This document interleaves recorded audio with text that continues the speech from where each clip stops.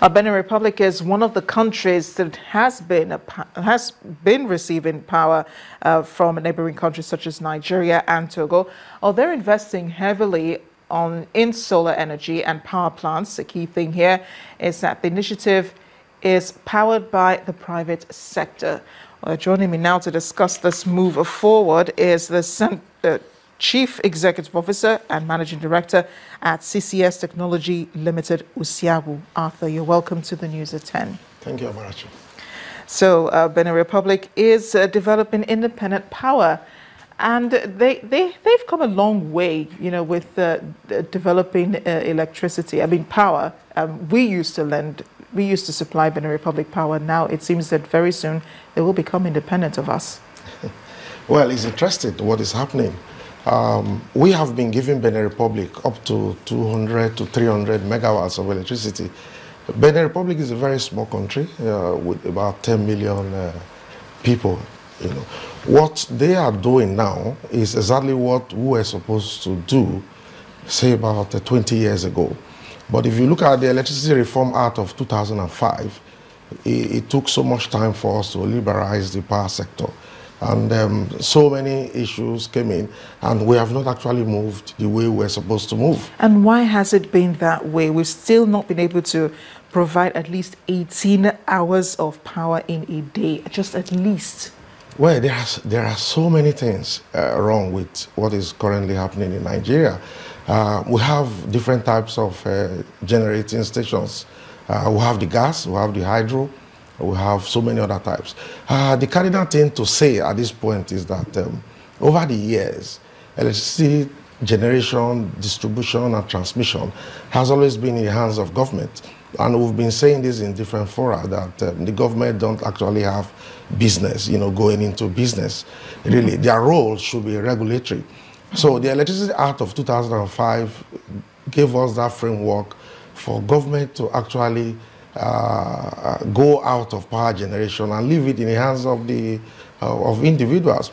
Mind you, Genesis Electricity, like what is happening in Benin today, is a wholly Nigerian company.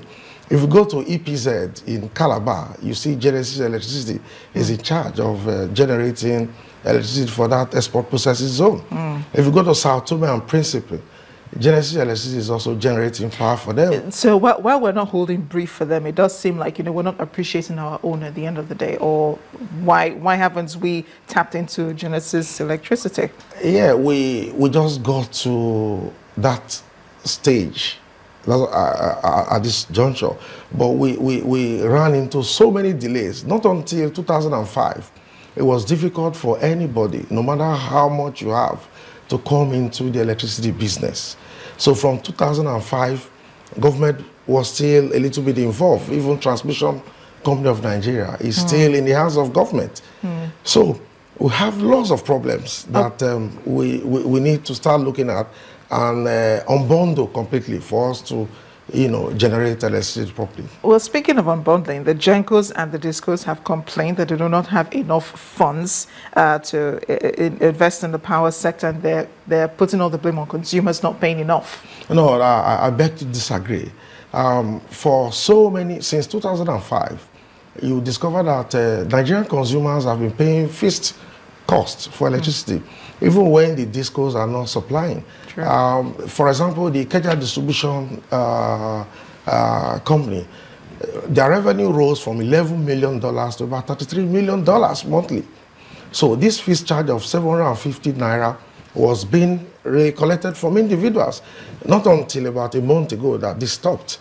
So they cannot complain that they are not making a lot of money from collection, vis-a-vis the kind of astronomical bills they give to consumers, even when they don't have a good metering system. So in terms of collection, they are actually collecting. But the issue has always been reinvesting what is accruing to the Disco into the electricity infrastructure that will make it possible for us to actually give out the quantum of electricity that will be enough for the consumers. Yeah, and I think almost every Nigerian has felt the pinch of estimated billing system in the country. Thank you so much, Mr. Usiagwu, Arthur, for joining us. Thank you so much, Amarachi, for having me.